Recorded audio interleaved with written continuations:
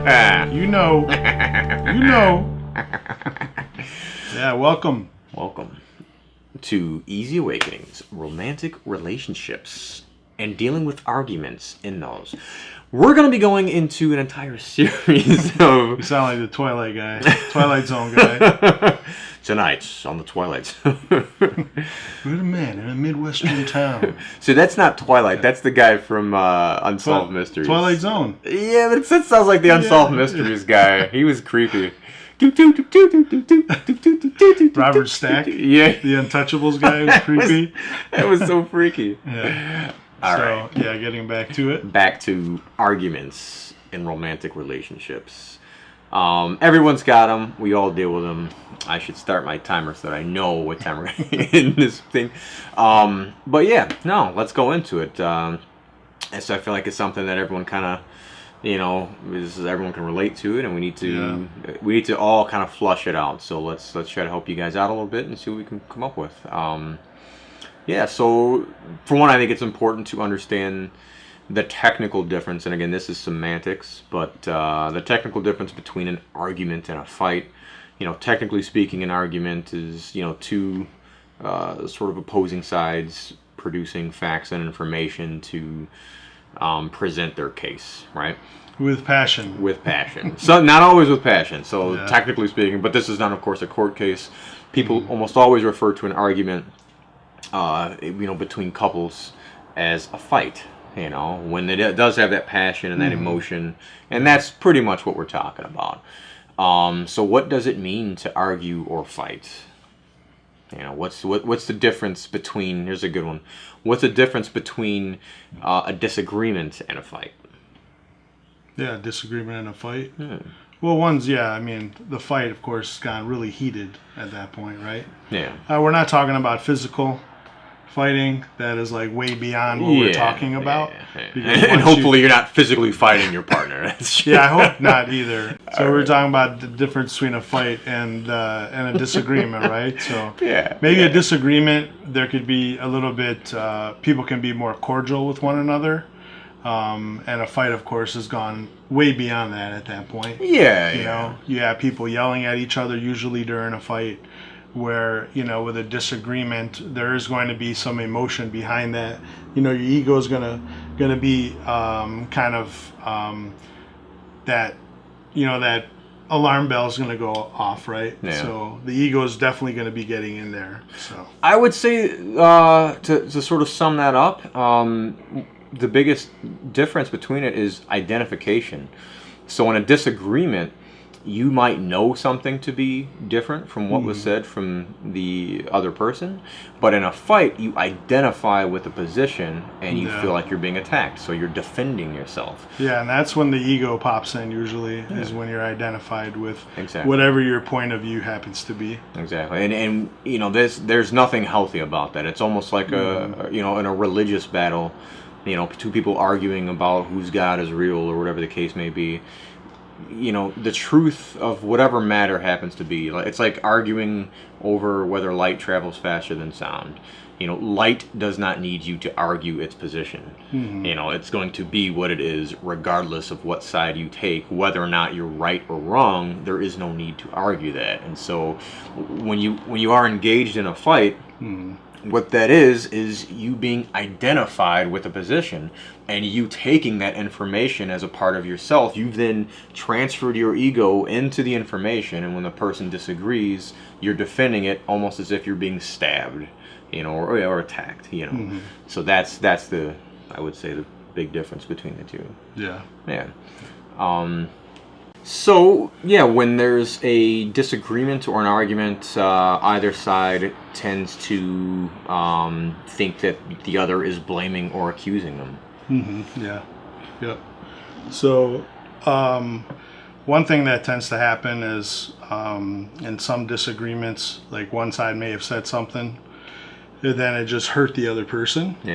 But just accidentally. It wasn't actually aimed at that person in such a way, and the other person can, of course, get very angry over that, accuse the other person of being rude or whatever, when in fact that person never meant to hurt that other person. But sometimes those things can come from some childhood trauma or experience, or a lot of it is based on his history, basically. Yeah. Oh, yeah. Big time. That's why family and close ones tend to set you off easier than others, because of that fact. Yeah, it's those buttons, right? Yeah, exactly. So, I mean, when the intimacy levels get raised up, right? Yeah. You know, like there's a higher passion level, there's more expectations. Oh yeah. You know, so, but that's how like most couples lead to, at some point if they live together, kind of walking around eggshells because you don't want to say the wrong thing because you're just afraid to open your mouth. You know, I've been there. I don't know if you've been there. Oh, of course. Yeah. So, oh yeah, and it's tough. No one wants to live like that, and while that might be normal, that is nowhere near healthy. Yeah. So it behooves us all to attempt course correction. Yeah. So sometimes when there's a disagreement or someone is hurting or they think the other person did it on purpose, well, I guess that's kind of what we're talking about here. Yeah, that's cool. So that's just things to remember are that, when the ego kicks in, it's not really personal. It might seem personal. The ego does a really good job of masking that because it knows where to attack, and its purpose is to feed. It's a hungry dog looking for some food. But the best thing you can do, and it might be tough, but especially do it before you get wrapped up in your ego. Yeah.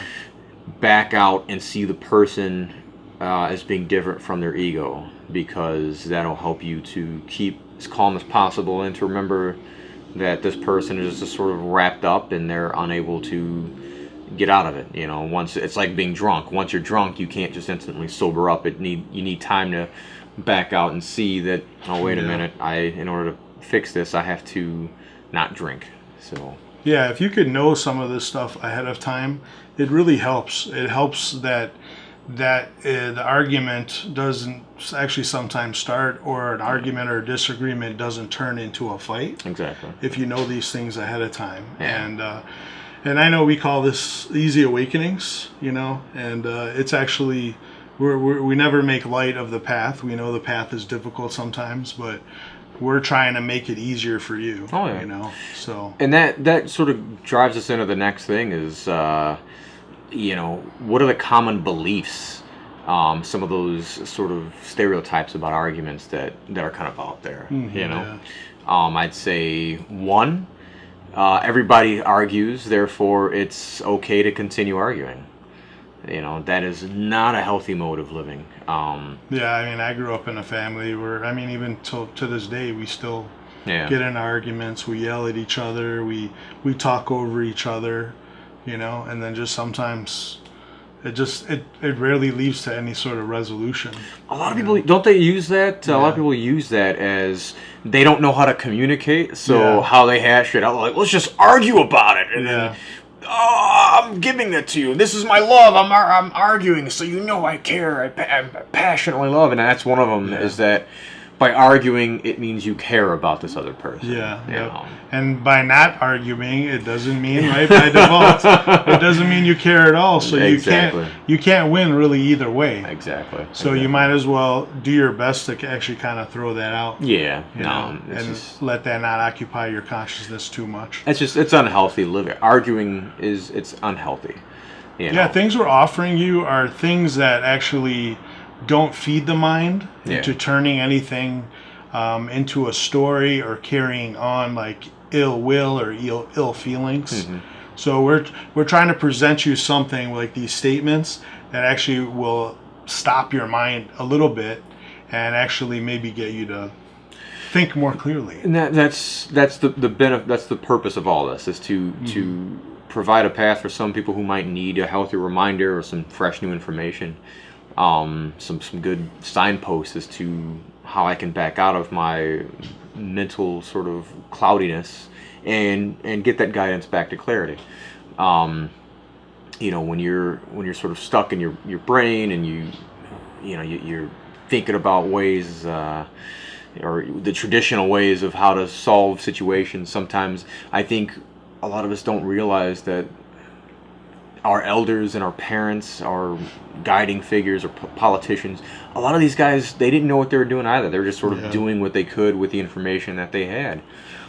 Just because they get a certain position in their life, that doesn't mean they get a pass on anything. No, exactly. I mean, they're humans just like everyone else. Oh, yeah. You know, from the president, you know, to the person Especially who, the person. you know, Yeah. I mean, to the person who, you know, cleans for a living. You know, not that one is even better than the other. We're all human beings. We all have a connection. Yep. The way our brains work, our minds work, our emotions work. Yeah. And it's important to be aware of all of that as much as you can. And there's something else to this too. So one of the other points is a lot of people think that arguing is healthy. Mm-hmm. Arguing is not healthy. It is not a healthy mode of relieving yourself. And so and I've heard this argument before, or the argument about the argument. The argument's like a loud fart. You know, it's like you got to let it out, but you don't have to let everyone know about it, right? Yeah, exactly. I like that. Exactly. You want to Sorry, spread out a little bit. I was trying to make a joke too, but try to squeeze one out without the world knowing about it. You know. I mean, unless it's really smelly, then you. Oh, easy awakenings. All right. But no, I have heard that arguing is, it's healthy, from a perspective of someone who's repressed all the time. Yeah. So, getting angry and unleashing all of that tension, there might be a healthy point of that from the position of someone who's just always stuck and refusing to voice themselves. There might be something relatively therapeutic about it, but it is so nowhere near optimal for solving your situation. So if once you get past that point of finally voicing yourself after years of being repressed or being held down, you need to find a new way of communicating. Because turning that into your primary mode of release is extremely unhealthy, and it will cause more fighting. I mean, when's the last time? And this is one of the other bullet points is that if I go through this argument, the other person will see what they're doing is wrong, and they'll change their behavior because of that. There's that really unhealthy common unconscious belief that when you engage someone in a fight or an argument, they will see the error of their ways and adjust accordingly, because now I'm pointing out my position and they see it, and I'm doing it with vigor and accusations. But you got to ask yourself, when was the last time you're like, you know what, you fucking asshole, you did this, you should suffer, and this and that, and this and that, and that's why you're wrong. And the person was like, Victor, I am an asshole. Thanks for letting me know. God, I feel so much better. Yeah, way to build up that self-esteem there. Yeah. You've helped me correct my error-filled ways, and now my life is better because you called me a prick. Yeah, and often that person's insecure and has a low self-esteem themselves. Oh, yeah. And then either what'll happen is you'll either get it right back, depending on who you're with, or you're just basically on a daily basis crushing that person that you say you love. Yeah, yep. So is that really love? Oh, yeah. I mean, anger in any form, really, the root of anger in any form is fear. Oh, yeah, it is. Right? It is. It's defense. Yeah. Right? And there's lots of, Yeah, well, you defend because you're afraid of being hurt. Yeah. So you put up a shield and you get defensive. I've talked to countless people, and there's that belief that defensiveness, that anger is a form of strength. No, it implies by its very roots that you are in a position of weakness and therefore trying to overtake the opponent with force, trying to become stronger than them, which implies that they are stronger than you. Yeah. So when you get to that, you think that the other person has something on top of you, and you're fighting to get it back. So not a form of strength. I mean, for me, and I've talked about this, having a martial arts background, is that you never really try to oppose with strength. In fact, you try to oppose by using techniques and being able to deflect the other person and basically use what they're giving you against them. Yeah. You know, you can find all this martial arts stuff at victorkicksass.com. Martial arts. Thank you. Not yet, really. But coming soon. Coming soon. All right. Well, moving on. If this thing will work. All right. So the process. So we're So the process. It's pretty simple. So the ego mixes with perception based on the information that's coming in, and the information could be actions. It could be something that was said, and that's those two together equals or often equates to blame, and then from blame you get defensiveness from the opposing side, and then that reaction from defensiveness comes to responding accusations, which causes the other person to be defensive, and then their reaction turns back into accusations, and it becomes this huge circle of blame, defense, reaction, and accusations. Defense, blame, reactions, accusations. It's a never-ending cycle. So who's going to be the first to stop it? And how do you really stop it? Keeping quiet and not speaking your mind is not the way to stop it. That is not a solution. What are the enlightened approaches to this? First, become aware and present, first and foremost. And again, like we were saying earlier, when you don't wait until you've gotten to the point of anger. You know, when you're at that red zone, it's too late by then. You got to just kind of let it run its course and then wait until you've calmed down. You know, before you recapture yourself. You have to practice the meditations on a daily basis. You do. And again, meditation it's not a religious thing. It's not, any sort of new age thing.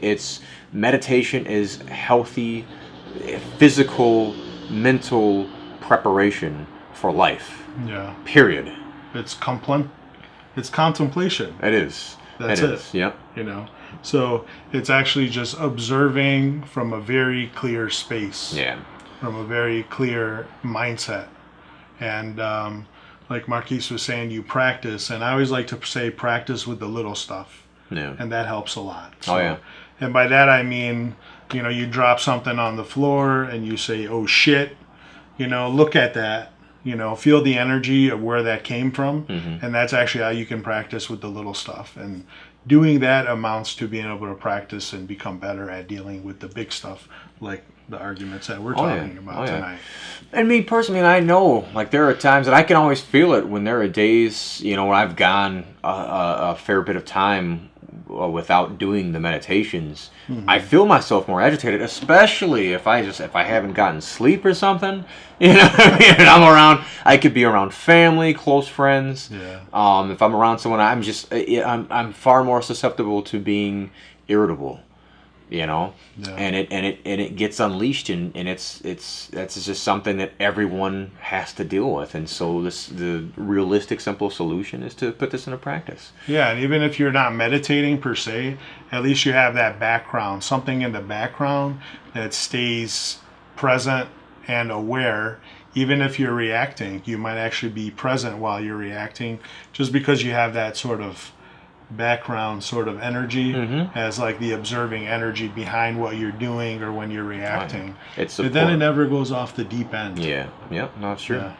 Yeah. But let's say you have gotten into it, right? You haven't been meditating. You don't even know what the hell meditation is. Yeah. But you've been listening to this channel, and then boom, argument. What do you do? First, I say ask yourself if you are looking at the other person as an enemy. It's huge. Yeah. They are not your enemy. If your brain is turning them into an enemy, there's no way you're backing out of this argument. There's no way you're getting free and clear of your ego's need to conquer them. Yeah, it's your ego just bang going like that. It's like two boxers throwing haymakers. Exactly. You just keep going till somebody retreats. You just keep going to either you fall down or they fall down. Yep. And that's not what we're trying to promote here at all. Exactly. And in couples, between couples in those romantic relationships, quite often after the argument is over, once someone finally relents, it's finally, oh baby, I'm sorry, I didn't mean it. Yeah. Oh, and I feel You see that a lot in abusive. We're talking about arguments and not going beyond that. Of course, we were talking about abuse earlier, but sure. A lot of abusive relationships are like that, right? Yeah. Or somebody who's having issues with alcohol, they get to a point and they do something horrible to the other person. Physical, mental. They're just same side.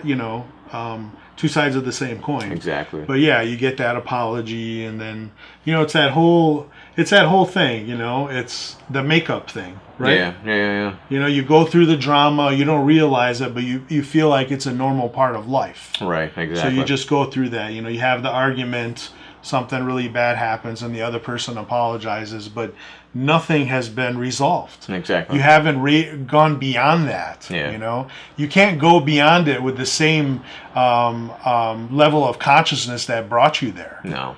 Right? And a lot of people, they use things like sex to mask it up. They'll go out and do something exciting outside. Yeah. They'll go buy something for their loved one to show their care. Yeah. These are masks. And all of them are on their own, they're good, fun, healthy acts. But used in this position to sort of cover up that wound, it is a horrible thing for a relationship. Yeah. Terrible thing. And so you have to understand, and again, another bullet point to keep in mind is, are you seeing this person, do you feel a need to prove them wrong? If so, your ego has a stake in this argument. Yeah. But if you have a stake in that argument, then you've been attacked, and you feel like there's a need to fight back, and you're not going to relent until your ego felt like it's fed enough off of this other person's ego. So. Yeah, it goes through like that feeding process. It has to be fed till it's full, and then it kind of subsides. Yeah. And then it may react at some other point. But some of the world's worst thing, like the worst things, usually involve like one person's right and the other person's wrong. Mm-hmm. That's actually behind a lot of the craziest things that are happening in the world. Oh yeah, this transcends interpersonal relationships. Look at between countries. How many countries can you think of have sort of this relentless battling between one another over past events that will not subside because the other person refuses to admit or accept wrongdoing for something that happened in the past? Which, funny enough, the people themselves are long gone and dead that committed the initial acts, but now it's this residual sort of animosity between countries simply because these massive ego states won't relent. They won't back out and say, you know what, we need to move on and create progress. Instead, it's you got to admit that you did wrong, and you got to feel sorry for what you did. Yeah, and they haven't gone beyond they haven't haven't risen above that. Some water? That level of thinking. No.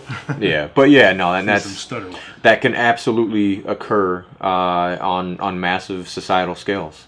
These are just sort of preconceived notions that are instilled inside of you from a very early age that just don't go away. So things to keep in mind. So another thing to keep in mind, so during this time, let's say you and your husband have gotten into it, are you listening to them without thinking of a reply? This is huge and very healthy. Listen to what they're saying without coming up with a rebuttal instantly. Yeah, even if they're yelling. Yeah. Because if you got to a point where you're actually able to be aware, you can actually maybe sit there for a little while they're yelling at you.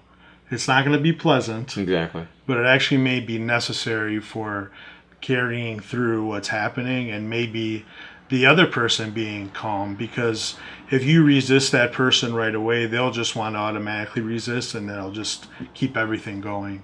Yeah. Somebody's got to. Oh, yeah. Well, they have an opponent at that point. Yeah. They can see that they're in the ring again, and you're sort of duking it out, and your preparation to respond with a rebuttal, creates that opposition that their ego. That's just the thing that their ego is looking for. Yeah, and you're not listening. So that's so important. Listening is so important, right? It is. So if you're thinking about something to say, you're getting into that defensive mode, and you're actually not listening. And exactly.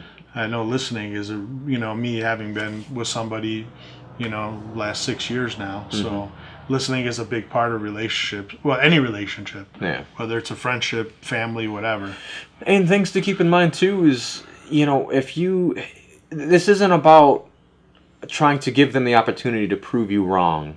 What it is a position to allow them to give them space to be who they are, and to not be judgmental towards their egos. Mm-hmm. Because there's nothing that's going to make the ego react more than feeling like it's being attacked, like we've already covered. So make sure you're in a position to allow their ego to dissipate. Don't cook it up more with instant closed-minded responses, even if your point is justified or right. Mm-hmm. This again, arguments and fighting are not about the truth. It's about the identity. So the goal here isn't to prove the other side right or wrong. The goal is to relinquish the identity from the circumstance. You don't need to identify. That's the thing that's killing us in our freaking lives, man, is this constant need to identify with. Think about it.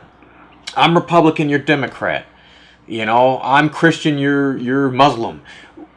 These on a human level, when do we get to a place in life when we're just being human, when we can really just sort of connect with one another on the most fundamental levels that are the facts that we exist? We all eat food. We all have relationships. We all want to raise our fucking families and go to schools and, make enough money to live without having to worry about all this extra stuff. But when you start adding on all these layers of, I believe in this, therefore I have to take this position, or you did this, therefore I have to respond this way, and how can I be okay if you don't admit to being wrong?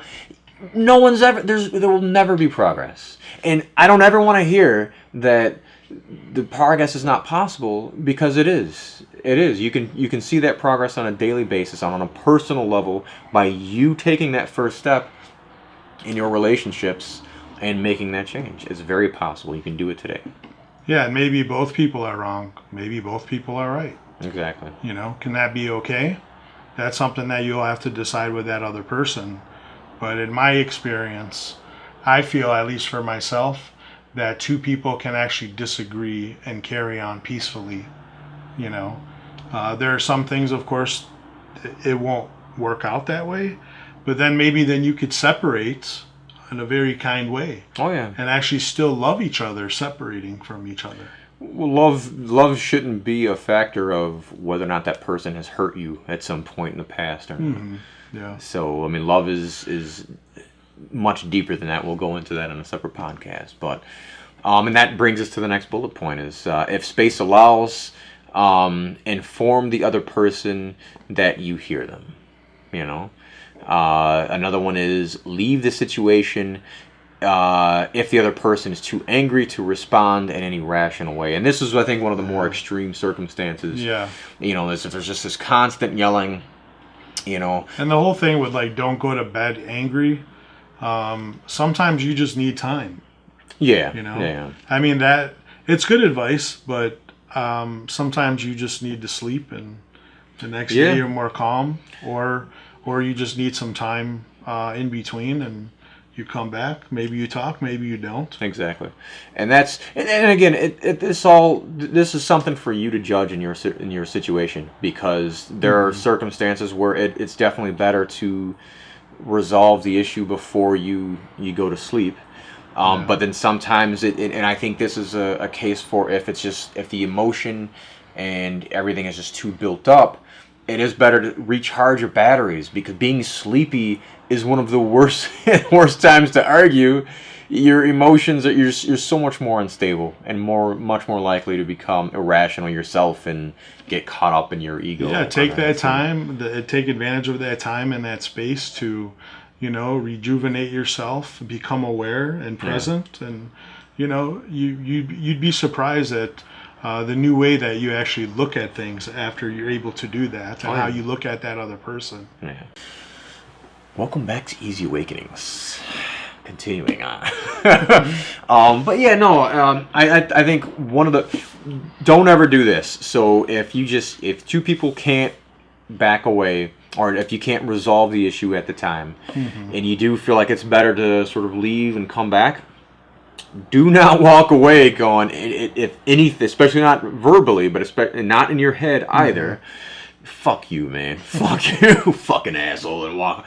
Don't do that. That will very likely create a worse situation for when you come back. You need to back off with the mindset, I'm too clouded to resolve this. They're too clouded to resolve this. We need to resolve this at a later time when we both have clear heads.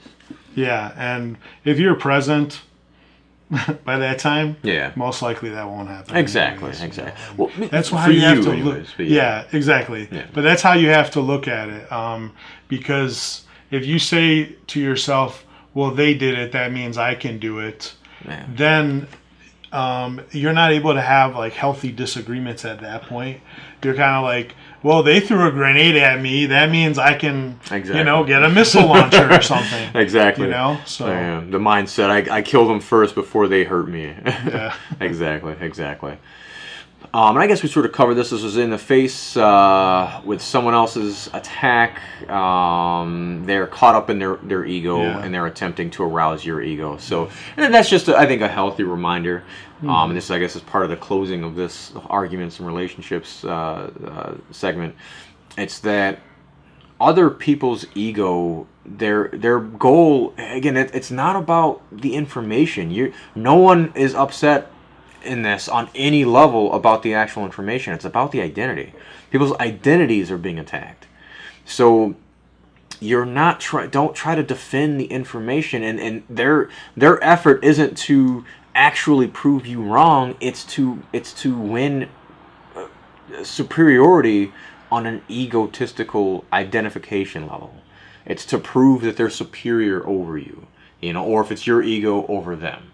And so remember that. It's not personal, it's the ego doing it.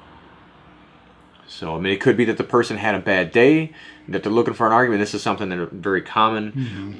People come, you come home from a bad day of work. You may just need some space. Exactly. And then if you know that, you'll actually give that other person some space. And this was something that I think this was a more common stereotype amongst men 20 years ago and beforehand. These fathers would come home from work and they would just unload all of their frustration and anger on their wife and kids, and it of course happens. Mothers do the same thing at times too. It's all possible on all ends, but I think you would see this more with men. I think a lot of men they'd go to work and live out very boring, very gray lives at work, and all that tension would be built up because they couldn't handle it, or they didn't know how to properly displace or eliminate this. Yeah, because at work you can't, whatever you think you're getting, you can't actually give back because you're at work. Exactly, it's your bread and butter. And it's kind of a lot of workplaces are dictatorships. Yeah, exactly. So I think that you had a lot of that back then.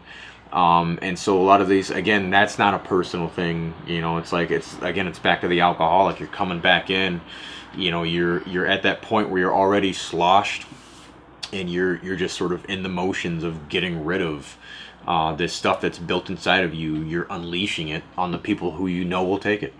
You can feel, and again, that superiority, you're superior in your brain over your loved ones at that point anyways, and so these are the people that will take it, so you're gonna unleash it on them. So remember, when it's at that point, if this is happening, it's not a personal thing. Remove the identity out from the argument and just see it for what it is. It's an ego sort of wrapped up in its business, doing its thing. If they're not clear enough to hear it, don't fight with it. Back away. So things to do afterwards, and this is sort of wrapping it up here. I guess I spoke a little too soon before. Murky waters. So, and we wrote this because you often, I know, like after I'd have, especially the more intense the argument, the more intense the feeling of this murkiness of like, you just feel you feel kind of gross. Yeah. You know what I mean? Like you've just swam in a bunch of sewage.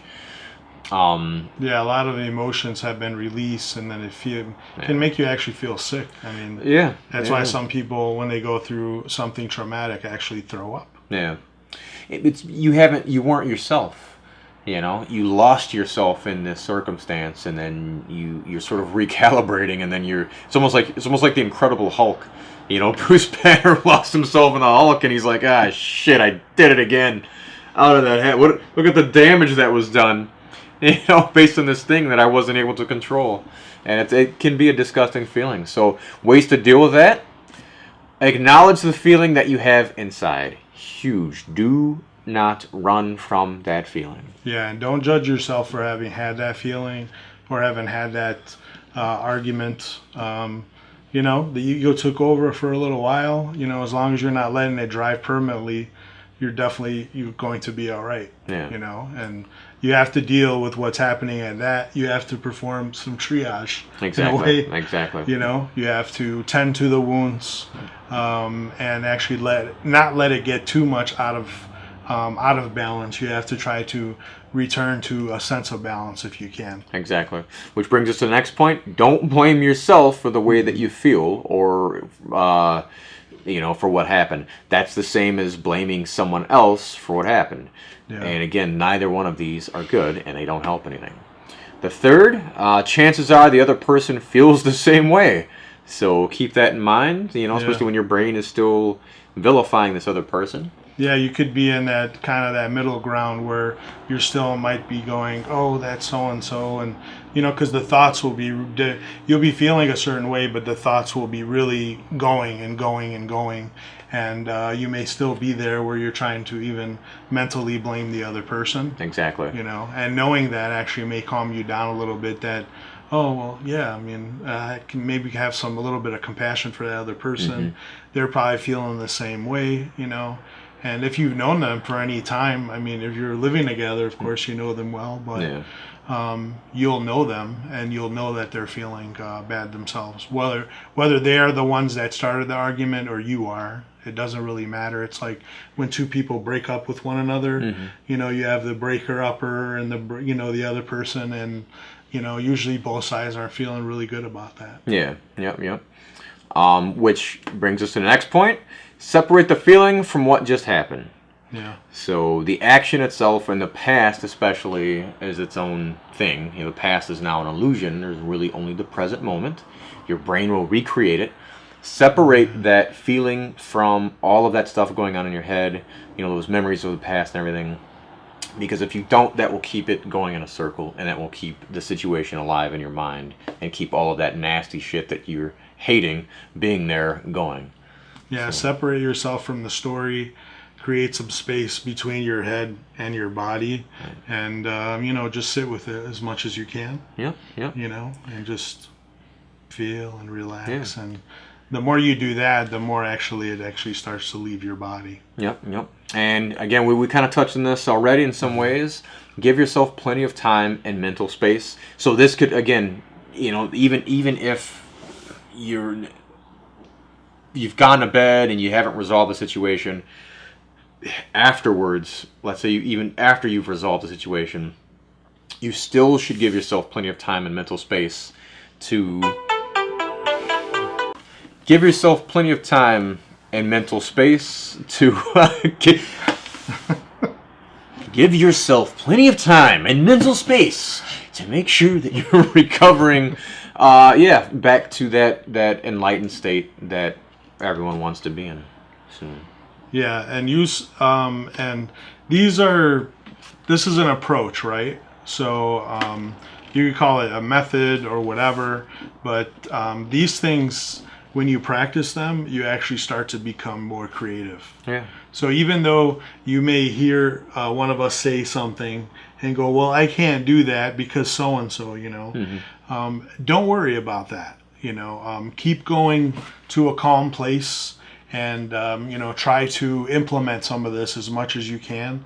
And believe it or not, you will start to be creative, and you'll kind of find your own way to apply these things. Exactly. Yeah, it's like an artist with a paintbrush. You learn some techniques, and you could just start to paint your own picture. Exactly. Well, that about wraps it up, guys. Thanks for watching. Like and subscribe. Por favor, please. Yeah, and we will see you guys next time.